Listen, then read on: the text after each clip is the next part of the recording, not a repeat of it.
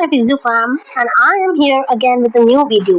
तो आज हमारा टॉपिक है फ्रैक्चर विद एपोनिम्स। जब हमने पार्ट 1 पढ़ा था उसमें हमने देखा था फ्रैक्चर एंड उसके क्लासिफिकेशन। अब हम कुछ ऐसे फ्रैक्चर पढ़ेंगे जिनको उनके नाम से जाना जाता है। एंड हमारा पार्ट 3 होगा कि फ्रैक्चर हील कैसे होता है, यानी fracture healing. So let's start with fracture with eponyms. तो वो फ्रैक्चर्स जिनको उनके नाम से जाना जाता है उन्हें हम फ्रैक्चर विद एपोनिम्स या एपोनिम फ्रैक्चर्स कहते हैं।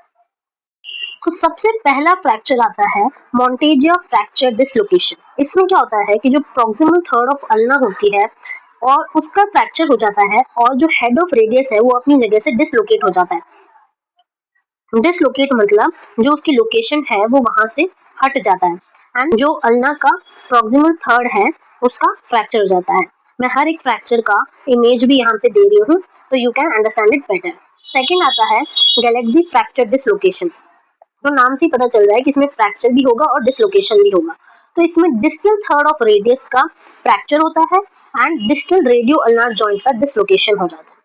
फिर आता है night stick fracture. Night stick fracture में क्या होता है कि जो अल्ना की शाफ्ट है, जो हमारा अल्ना होता है, अल्ना की जो बोन है हमारी, उसके शाफ्ट में फ्रैक्चर हो जाता है।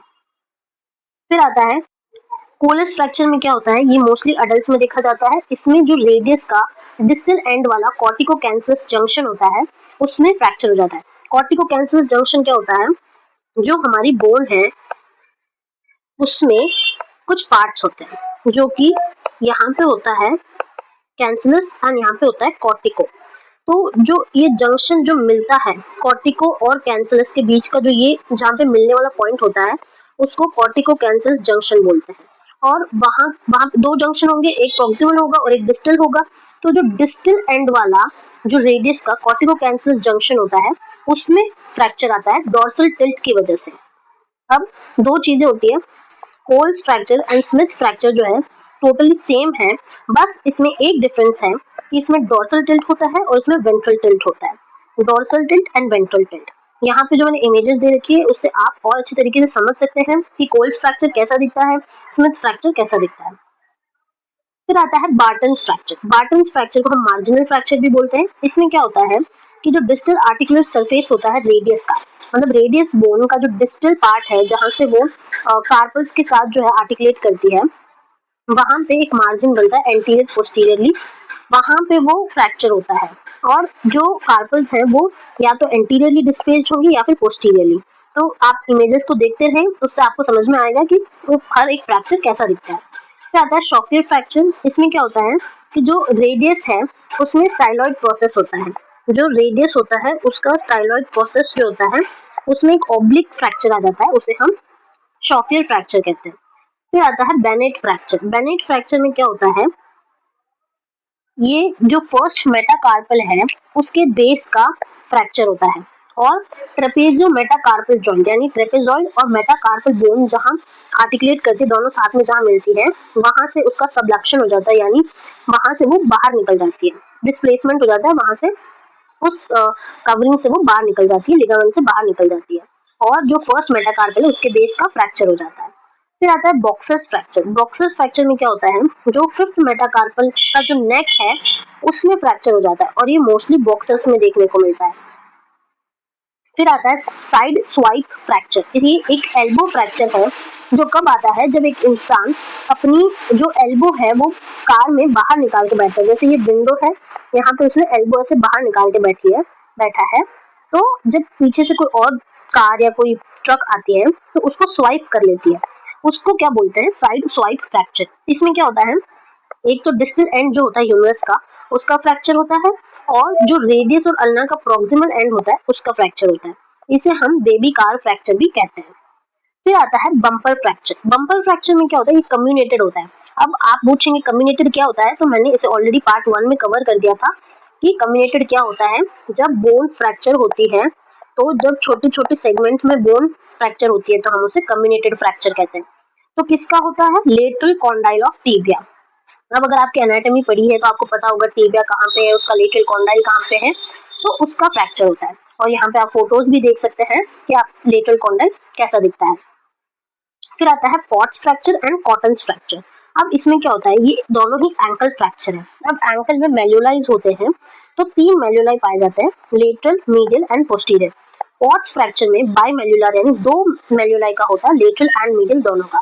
कॉटन फ्रैक्चर में ट्राई मेल्यूलर होता है यानी लेटरल, मीडियल एंड पोस्टीरियर। फिर आता है मेसोनीज फ्रैक्चर। ये जो है एक एंकल फ्रैक्चर है जिसमें किसका फ्रैक्चर होता है, फिब्यूला का, नेक का फ्रैक्चर होता है। फिर पाइलन फ्रैक्चर आता है जो कि अगेन कम्युनिकेटेड फ्रैक्चर है। इसमें क्या होता है, जो टिबिया का डिस्टल एंड है उसका फ्रैक्चर होता है। फिर आता है एविएटर्स फ्रैक्चर। इसमें टेलिस का जो नेक है उसका फ्रैक्चर होता है। चौपार्ट फ्रैक्चर डिसलोकेशन, तो इसमें इंटरटार्सल जॉइंट्स होते हैं, जो टार्सल बोन्स होती हैं, 2 टार्सल बोन के बीच में जो जॉइंट बनता है उसे इंटरटार्सल जॉइंट बोलते हैं। तो उनके बीच का डिसलोकेशन या फ्रैक्चर जो होता है उसे हम चौपार्ट फ्रैक्चर डिसलोकेशन कहते हैं। फिर आता है जॉन्स फ्रैक्चर। जॉन्स फ्रैक्चर क्या होता है, ये एक इवल्जन फ्रैक्चर होता है। इवल्जन क्या होता है कि जब किसी टेंडन या किसी मसल के पुल होने से बोन में फ्रैक्चर होता है। फॉर एग्जाम्पल आप मानिए कि यहाँ पे एक वॉल है, दीवार है और यहाँ पे एक रस्सी लगी हुई थी।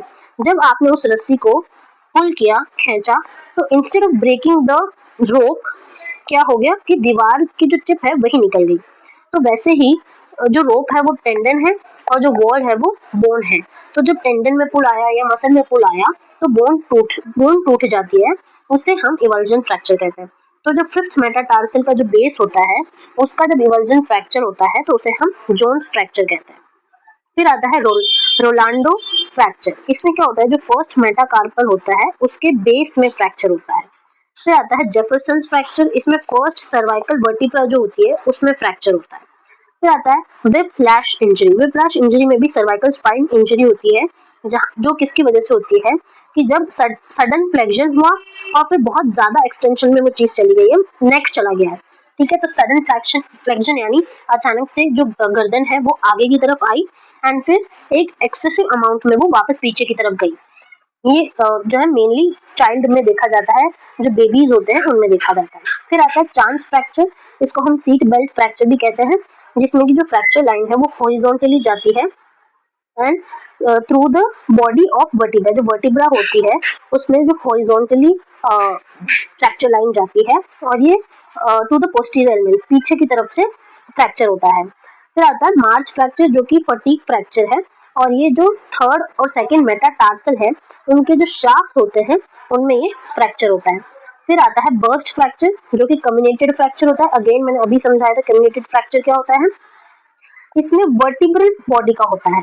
अब आप बर्स्ट का मतलब क्या समझते हैं, फूटना, यानी जो वर्टिब्रल बॉडी है वो एक इस तरीके से बर्स्ट करती है कि उसके सेगमेंट जो है वो अलग अलग डायरेक्शन में जो है बर्स्ट आउट होते हैं।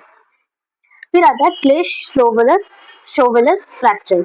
ये भी एक इवल्जन फ्रैक्चर है, मैंने अभी समझाया था। इसमें क्या होता है, जो स्पाइनस प्रोसेस है ऑफ लोअर सर्वाइकल या फिर अपर थोरैसिक वर्टिब्रा उसका फ्रैक्चर होता है। Lower cervical and upper thoracic का जो स्पाइनस प्रोसेस होता है उसका फ्रैक्चर होता है। फिर आता है हैंगमैन्स फ्रैक्चर। हैंगमैन्स फ्रैक्चर में क्या होता है, इसमें किस किस का फ्रैक्चर होता है, इसमें C2 वर्टिब्रा का जो लेमिना होता है उसका एंड पेडिकल का फ्रैक्चर होता है और C2 का ओवर C3 सबलक्शन हो जाता है। ये क्या है, हैंगिंग में देखा जाता है। जब किसी को फांसी की सजा होती है तब यही वाला फ्रैक्चर देखा जाता है, जिससे कि एयरवे ट्रैप होके वो इंसान की डेथ हो जाती है। फिर आता है डैशबोर्ड फ्रैक्चर। इसमें क्या होता है, जो एसिटाब्यूलम का पोस्टीरियर लिप है उसका फ्रैक्चर हो जाता है एंड ये इसके साथ में एक और चीज होती है, वो क्या होती है कि हिप का पोस्टीरियर डिसलोकेशन हो जाता है। फिर आता है स्ट्रैडल फ्रैक्चर। स्ट्रैडल फ्रैक्चर में क्या होता है, सुपीरियर एंड इंफीरियर प्यूबिक रेमाई जो होता है उसका फ्रैक्चर हो जाता है। फिर आता है मेलगेंस फ्रैक्चर। मेलगेंस फ्रैक्चर में क्या होता है कि इसमें प्यूबिक रेमाई का फ्रैक्चर होता है आगे की तरफ से और सैक्रोइलाइक जॉइंट या फिर इलियम का फ्रैक्चर होता है पीछे की तरफ से ऑन द सेम साइड, यानी एक ही तरफ आगे और पीछे दोनों का फ्रैक्चर होता है। फिर लास्ट फ्रैक्चर आता है मैलेट फिंगर फ्रैक्चर। इसमें क्या होता है, फिंगर फ्लेक्स होती है और डिस्टल इंटरफेरेंजियल जॉइंट, यहाँ पे डिस्टल इंटरफेरेंजियल जॉइंट में तो फ्लेक्स होती है। क्यों, क्योंकि यहाँ पे एक्सटेंसर टेंडन का या तो रप्चर हुआ है या इवल्जन हुआ है और जो टेंडन का रप्चर हुआ है वो कहाँ पे होता है, डिस्टल स्वेलिंग से। तो इस फिंगर की जो पोजीशन होती है वो कुछ इस तरीके की हो जाती है। तो आई होप आप सबको जो भी नेम वाले फ्रैक्चर्स थे वो अच्छे से समझ आ गए हैं। नेक्स्ट हमारा जो टॉपिक है वो है फ्रैक्चर हीलिंग।